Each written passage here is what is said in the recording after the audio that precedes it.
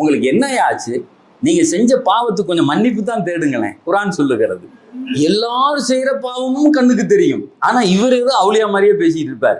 அல்லாஹ் சொன்னா, பாவமே செய்யாமல் ஒரு கூட்டம் நீங்கள் ஆகிவிட்டால் உங்களை அழித்து விட்டு இன்னொரு கூட்டத்தை கொண்டு வருவேன். அவன் பாவம் செய்வான், செய்து விட்டு என்னிடத்திலே வந்து மன்னிப்பு கேட்பான். அதுல என்ன தெரியுமா அர்த்தம்? என்னை மன்னிக்கிற ஒருத்தன் இருக்கிறான்னு அவன் நினைக்கிறான் இல்லையா, அதை நான் விரும்புறேன்டாங்கிறான்.